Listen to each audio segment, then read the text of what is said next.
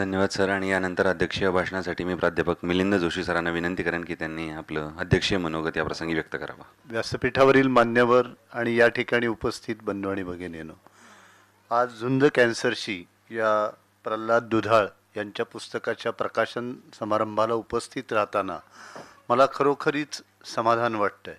आज व्यासपीठाची रचना जर आपण बघितली तर या संघर्षाच्या कुरुक्षेत्रावरती ज्यांनी दुधाळ दाम्पत्याला मदत केली ते कृष्णाचं एक नाव योगेश आहे म्हणून योगेश उरट आहेत, आणि कुरुक्षेत्रातून बाहेर आल्यानंतर दुसरा कृष्ण घनश्याम त्यांच्या पाठीशी उभा आहे. आणि भविष्यात कुरुक्षेत्रावरती काय घडणार आहे हे संजयने अगोदरच तुम्हाला सांगून ठेवलेलं आहे. असा एक छान योग आज या निमित्ताने आलेला आहे, तर त्याचा मला अतिशय आनंद वाटतो. हे पुस्तक मी ज्यावेळेला सगळं वाचलं, या प्रकारची पुस्तकं मराठी साहित्यामध्ये विपुल प्रमाणामध्ये आली, पण या पुस्तकाचं वेगळेपण मला असं जाणवलं की वेदनासुद्धा इतक्या रसाळपणाने मांडता येऊ शकते, हे दुधाळ यांनी या पुस्तकाच्या माध्यमातून आपल्याला दाखवून दिलेलं आहे. खरं तर कुठलाही आजार ही कुठलीही पूर्वकल्पना न देता आपल्या आयुष्यामध्ये येतो. म्हणजे अनेकदा मद्याच्या बाटलीकडे न पाहणारा माणूससुद्धा फॅटी लिव्हर किंवा लिव्हर सोरायसिसमुळे जातो, आणि सुपारीच्या खांडाचं व्यसन नसणारा माणूसही अगदी मुखाच्या कर्करोधाने बाधित होतो. तेव्हा आपलाच आपल्या जगण्यावरचा विश्वास उडतो. अशी एकूण सगळी परिस्थिती आपल्याला सभोवती पाहायला मिळते. आणि मग नेमकं जगायचं कसं, असा एक प्रश्न आपल्या सर्वांच्या समोर उभा राहतो. आणि गदिमाने जे म्हणून ठेवलंय की पराधीन आहे जगती पुत्र मानवाचा, मरण कल्पनेशी थांबे तर्क जाण त्यांचा, त्यावरती आपला विश्वास बसायला लागतो. आणि आत्ता योगेश सरांनी सांगितलं ते अगदी बरोबर आहे की शेवटी जीवनशैली नावाची एक गोष्ट तुम्हाला स्वीकारावी लागणार आहे. आज असं झालेलं आहे की आपण सगळे इतक्या एका गतिमान युगाला सामोरं जातो आहोत. जीवनाचं शहरीकरण झालेलं आहे, अस्तित्वासाठीचा संघर्ष अतिशय तीव्र झालेला आहे. सगळी धावपळ स्वतःसाठी करायची, पण स्वतःसाठी वेळ नाही. आपल्या अपॉइंटमेंट डायरीमध्ये स्वतःसाठी वेळ नाही, अशी एकूण सगळी परिस्थिती आहे. आणि डॉक्टरांनी आत्ता आपल्याला सांगितलं की 45 मिनिटाचं फिरणं, 15 मिनिटाची योगासनं, 10 मिनिटाचा प्राणायाम हा आपल्या जीवनाला केवढी मोठी तरी एक ऊर्जा देऊ शकतो.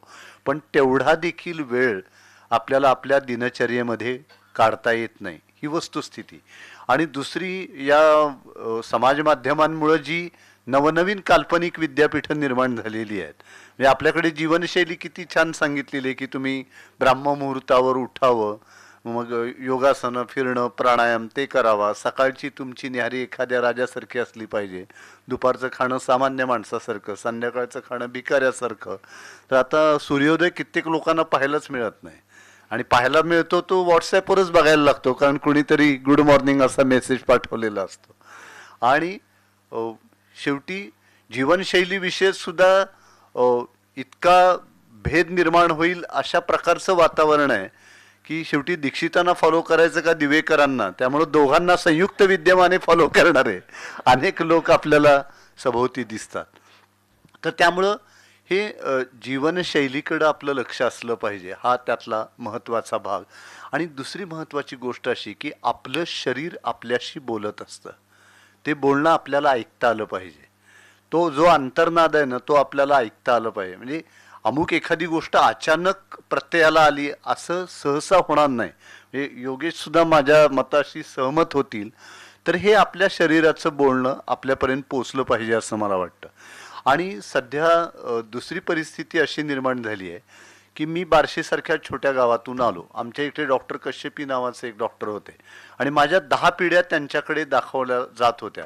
आणि त्यामुळे मी त्यांच्याकडे अगदी सर्दी पडशासाठी जरी गेलो तरी ते बरोबर केस पेपर काढत असत, आणि त्यामध्ये माझ्या आजीचा, आजोबाचा, वडिलांचा, बहिणा भावांचा सगळ्यांचे केस पेपर, आणि मला टीटीचं इंजेक्शन कधी दिलं, पेनिसिलिनचं कधी दिलं, सगळ्या नोंदी तिथं होत्या. म्हणजे मुळामध्ये तुम्हाला हा देह कसा लाभलेला आहे त्याच्यावरती बऱ्याच गोष्टी अवलंबून आहेत. दुसरं म्हणजे अनुवांशिक गोष्टींचा बराच परिणाम त्या गोष्टी सगळ्या पुढच्या पिढ्यांच्या मध्ये येत असतात, तो एक भाग आहे.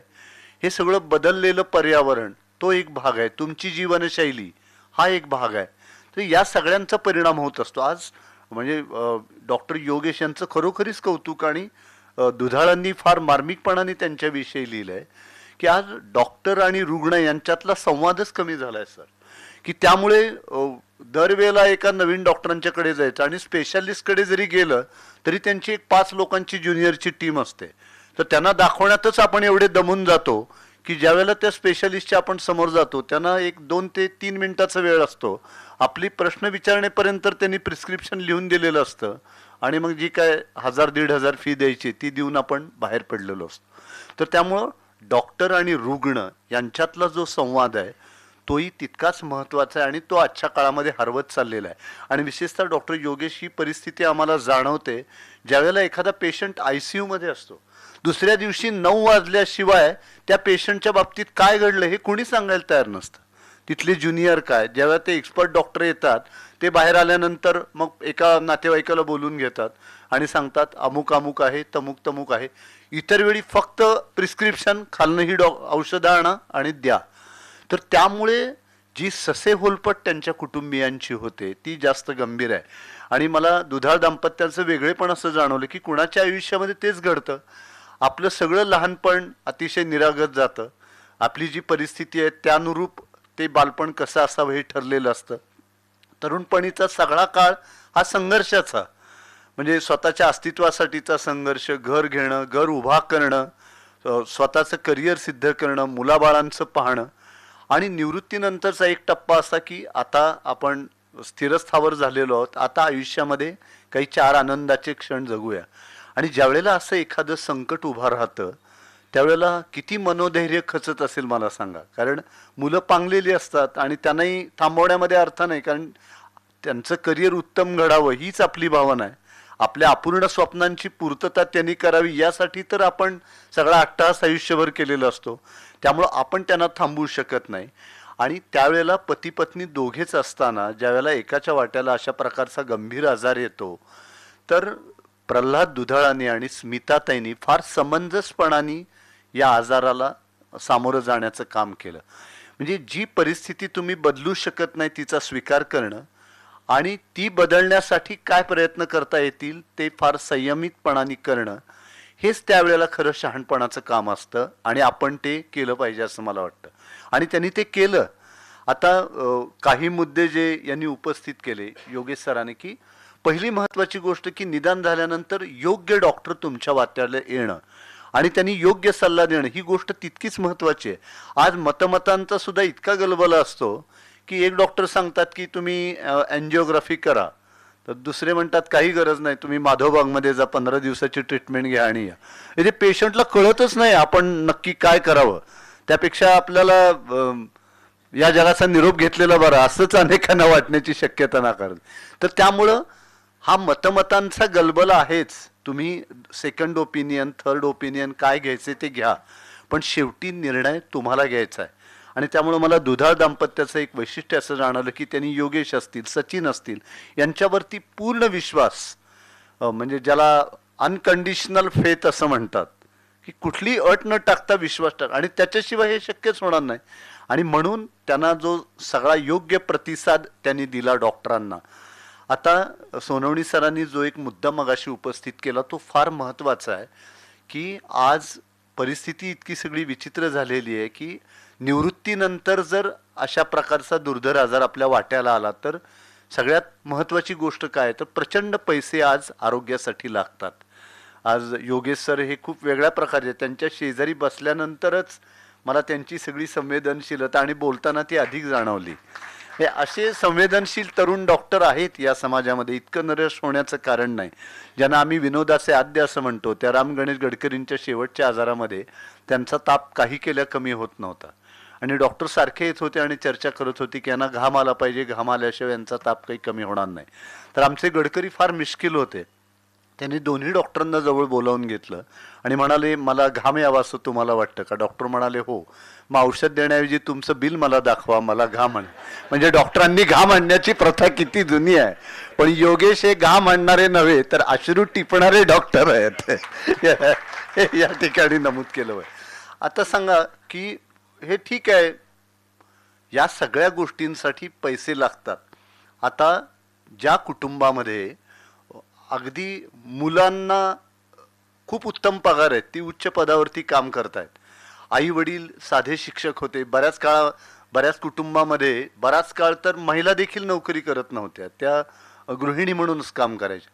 अशा वेळेस जर त्या कुटुंबातल्या एखाद्या वृद्धाला अशा प्रकारचा दुर्धर आजार झाला आणि आरोग्य विमा नसेल, त्या काळामध्ये एवढी जागृती नव्हती, आज सगळे आरोग्य विमा वगैरे काढलेला असतो आणि मुलांच्या पॉलिसीजमध्ये सुद्धा आईवडिलांचा सहभाग असतो, पण असं नसेल तर यावेळेला त्या कुटुंबातल्या ज्येष्ठांची जबाबदारी तरुणांच्या वरती येते आणि त्या तरुणांचा सुद्धा उभारणीचा काळ असतो.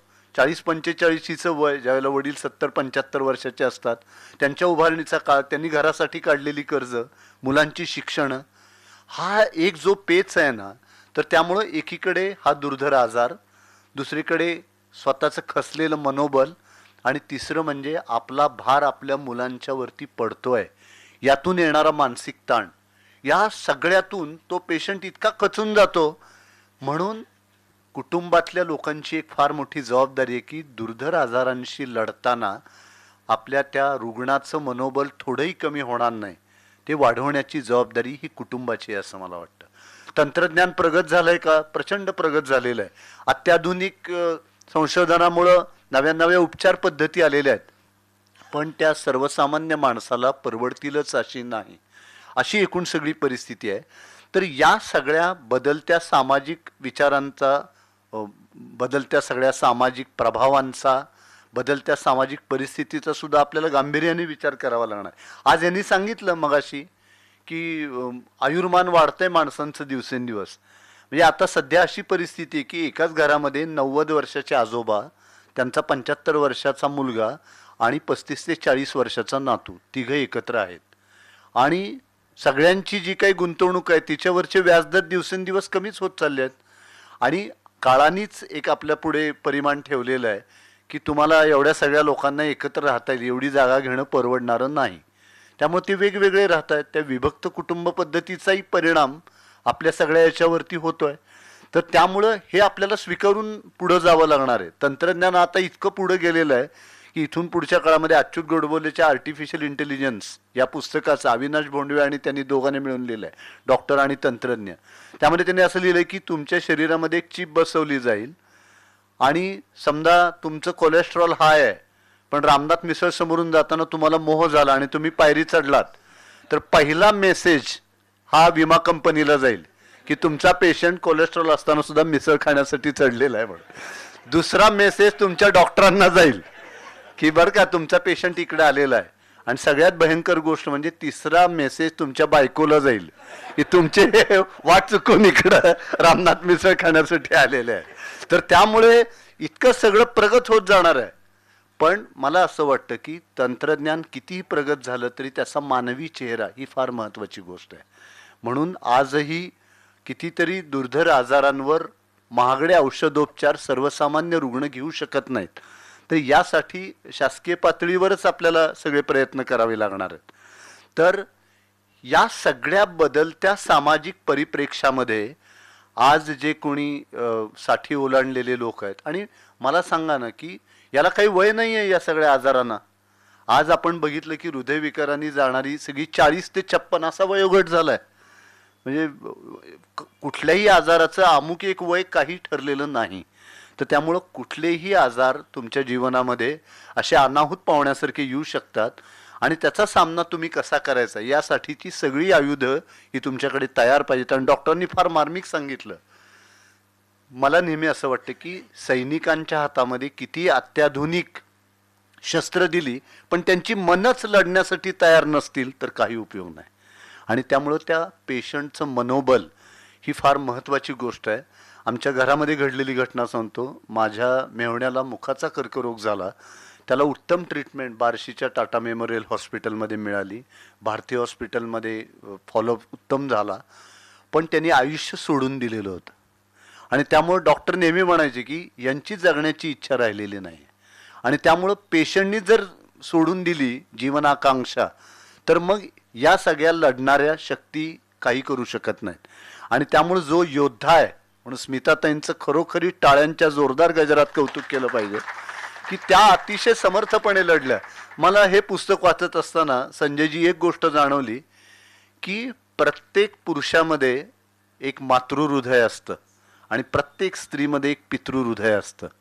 म्हणजे प्रल्हाद दुधाळांनी ज्या पद्धतीने स्मिताताईंना हा आजार झाल्यानंतर त्यांचं मातृत्व स्वीकारलं आणि या सगळ्या संघर्षामध्ये त्यांची साथ सोबत केली आणि घरातला एखादा वडीलधारा जसा खंबीर असतो तसं पितृहृदय आपलं दाखवत स्मिताताईंनी या सबंध आजारावरती मात केली. तर त्यामुळे ही गोष्ट खूप महत्त्वाची आणि मला त्यांच्या मुलाचं आणि सुनेचंही खरोखरीच कौतुक वाटतं की आजकाल आईवडिलांना मुलांनी सांभाळावं म्हणून आपल्याला कायदे करावे लागत आहेत. अशा काळामध्ये साता समुद्रापार असणारा या दाम्पत्याचा मुलगा त्याला अस्वस्थता वाटते की आपले आईवडील आता कुठल्या प्रसंगातून जात असतील आणि त्याची बायको इकडे येते, तो स्वतः इथे येतो, नातवाच्या रूपाने एक चैतन्य घरभर सगळं फिरतं आणि ते सगळं वाचत असताना अक्षरशः डोळ्यासमोर आसवं उभी राहतात. आणि त्यांनी पेरलेली असंख्य माणसं. म्हणून मला सगळ्यांना नेहमी एक सांगायचं की शेवटी आयुष्यामध्ये बँकेच्या पासबुकावरच्या नोंदी आपण सतत बघतो, पण आपल्या आयुष्याच्या पासबुकावरच्या नोंदीसुद्धा आपण पाहिल्या पाहिजेत की किती माणसं आपण आयुष्यामध्ये जमवली.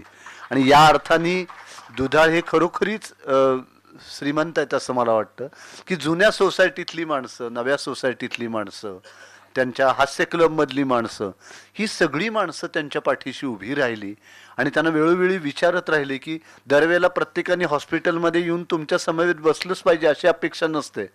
पण त्या क्षणी आज आम्ही इतके सगळे प्रतिसाद शून्य झालेलो आहोत की लिफ्टमध्ये एकमेकाच्या शेजारी राहणारे दोन लोक जर लिफ्टमधून त्या मजल्यावर आले, एकमेकांशी बोलत देखील नाहीत, एकमेकांकडे बघत देखील नाहीत, मोबाईलमध्ये असतात किंवा हातामध्ये काही पेपर असतील तर पेपर वाचत असतात. इतके आज आपण सगळे प्रतिसाद शून्य झालेलो आहोत. अशा काळामध्ये दुधाळांच्या पाठीशी हे सगळं त्यांचं मित्रांचं संचित उभं राहतं, नातेवाईकांचं संचित उभं राहतं, नात्यात असलेल्या माणसांचे आलेले अनुभव देखील त्यांनी त्याच्यामध्ये दिलेले आहेत. आणि किती साध्या सोप्या गोष्टी होत्या की बाबा केमोथेरपी घेतलेली आहे, अशा पेशंटला कुठलाही जंतुसंसर्ग होऊ नये म्हणून भेटू नये, ही एक साधी सोपी गोष्ट आहे. तर ती हे जरी सांगितलं तरी लोकांना राग येतो, अरे आम्ही एवढं प्रेमाने भेटायला चाललो होतो तर ते यायला नको असं म्हणतात. तर त्यामुळं रुग्णाचं मानस हे देखील समजून घेतलं पाहिजे आणि ते कुटुंब ज्या परिस्थितीतून पुढं जात आहे ते देखील समजून घेतलं पाहिजे. आणि ही एक प्रगल्भता समाजामध्ये सुद्धा येणं फार गरजेचं आहे असं मला वाटतं. आपण अनेक ठिकाणी जातो पण कसं वागावं आपल्याला कळत नाही आणि त्यामुळं अँजिओप्लास्टी झालेल्या माणसाला भेटायला गेल्यानंतर माझ्या एका मित्राची नुसतीच अँजिओप्लास्टी झाली आणि 48 तासात तो कसा गेला हे सांगणारे महाभाग सुद्धा मी बघितलेले आहेत. तर त्यामुळं आपण इथे दिलासा द्यायला आलोय का भीती दाखवायला आलोय याचंच भान अनेकांना राहत नाही. तर यांना देखील असे अनुभव वेगवेगळे आले आणि विमा कंपन्यांच्या विषयी तर न बोललेलंच बरं. त्यांचं ॲग्रीमेंटच 36 पानाचं असतं आणि ते इंग्रजी इतक्या छोट्या फॉन्टमध्ये टाईप केलेलं असतं की आपण ते वाचणं शक्य नाही. आपण काय त्यावेळेला फक्त सह्या करण्याच्या आणि चेक देण्याच्या मनस्थितीमध्ये असतो, त्याचा बरोबर ते फायदा घेतात आणि पुढच्या सगळ्या गोष्टी घडतात. तर मला नेहमी असं वाटतं की मनोधैर्य नावाची जी गोष्ट आहे ती फार महत्त्वाची आहे आणि त्यामुळं ही सकारात्मकता आपण टिकून ठेवली पाहिजे की शेवटी आशेचा हा किरणच आपल्या जगण्याची खरी प्रेरणा आहे आणि तोच आपल्याला खडकावरती बीजारोपण करण्याचं सामर्थ्य हे देऊ शकतो.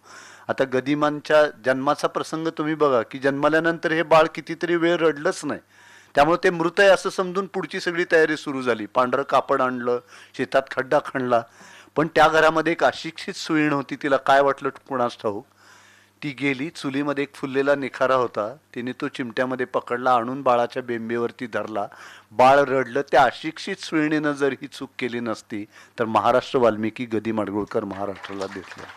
ही सकारात्मकता आहे आपल्याकडे आणि त्यामुळं असा आशेचा एकही किरण त्याचं निराशेमध्ये रूपांतर होणार नाही याची काळजी आपण घेतली पाहिजे. आणि स्मिताताईंनी ती घेतली, दुधाळ साहेबांनी ती घेतली आणि त्यांनी फार प्रांजळपणाने उल्लेख केला आहे. आता मी 50शीचा आहे, मी जरी हॉस्पिटलमध्ये गेलो पत्नीला किंवा कोणाला नातेवाईकाला घेऊन अर्ध्या तासाच्या वर आपण सोनवणी सर तिथे बसू शकत नाही. शेवटी वय नावाची गोष्ट बोलत असते. त्यांनी 65 ओलांडलेली, पण त्यावेळेला कॅब बुक करणं, तिथं जाणं, 2-2 तास वाट पाहणं, म्हणजे त्यांच्या वाट्याला काय यातना आल्या असतील याची कल्पना आपण करू शकतो. आणि असं वाटलं की आता निदान झालंय पण केमोवरती भागेल, पण पुन्हा फुफ्फुसामध्ये गुठळी आढळते, मग तिची ट्रीटमेंट, पुन्हा डॉक्टर सांगतात की आता आपण सर्जरी करूया, सर्जरी झाल्यानंतर सांगतात की आता रेडिएशन करावं लागेल, आणि मग हे सगळं चक्र भेदून पुन्हा उभं राहायचं, ही किती कठीण गोष्ट आहे. तर या सगळ्या संकटांना हे सामोरे गेले आणि मोठ्या धीराने सामोरे गेले. आणि त्यामुळं शेवटी तुकाराम महाराजांनी असं म्हटलंय की भयाची तो आम्हा चित्ती राहो खंती शकेना, समर्पिलो जीव भावे काशा भ्यावे कारणे, पिटू भक्तीचा डांगोरा कळीकाळासी दरारा, तुका म्हणे करा जय जयकार आनंद. तर शेवटी हे आंतरिक सामर्थ्य जे आहे तेच सगळ्यात अधिक महत्त्वाचं आहे असं मला वाटतं. कारण आयुष्यामध्ये कुठलीही गोष्ट ठरवल्याप्रमाणे घडत नाही. म्हणजे व्यवहारातली गणितं ही सूत्रांनी सुटतात, पण आयुष्यातली गणितं सूत्रांनी सुटत नाहीत, आणि ती सुटूच नयेत अशीच एकूण सगळी नियतीची रचना असते. तर या पार्श्वभूमीवरती आयुष्याला एकूण सकारात्मकतेने आणि धीराने कसं सामोरं जायचं, संकटाच्या छाताडावरती पाय देऊन कसं उभं राहायचं, आणि हे सगळं करत असताना जीवनाविषयीची थोडीही प्रतिकूलता आपल्या जाणीवेतून व्यक्त होऊ द्यायची नाही. यासाठी एक फार मोठं नैतिक धारिष्ट्य लागतं, ते या दुधाळ दाम्पत्याकडे आहे. त्याविषयी त्यांचं मी मनपूर्वक अभिनंदन करतो. आणि अशा प्रकारची पुस्तकं ही नुसती प्रेरक यशोगाथा नाही, ती प्रेरक संघर्षगाथा पण आहे. तर ती आपण सर्वांनी जरूर वाचावी, आणि आपल्यालाही त्यातून निश्चितपणाने प्रेरणा मिळेल. आणि प्रल्हाद दुधाळ यांचं वैशिष्ट्य असं की अतिशय साधेपणाने ते सगळे अनुभव डोळ्यासमोर, चित्रदर्शी भाषा ज्याला आपण म्हणू, की त्यांनी नमो हॉस्पिटलमध्ये गेलं तर ते हॉस्पिटल डोळ्यासमोर उभं राहील, ते रुबीमध्ये गेलो तर ते पार्किंग डोळ्यासमोर उभं राहिले की आता इथे जागा मिळालेली नाही. तर हे सगळं त्यांनी जे अनुभवलं ते लिहिलं. आणि मला असं वाटतं की सत्याचं कलात्मक दर्शन घडवणं ही सुद्धा एक वेगळ्या प्रतिभेची चुणूक त्यांच्या या लेखनातून दिसलेली आहे. तर हे पुस्तक आपण विकत घेऊन वाचाल अशी अपेक्षा व्यक्त करतो आणि आपली रजा घेतो.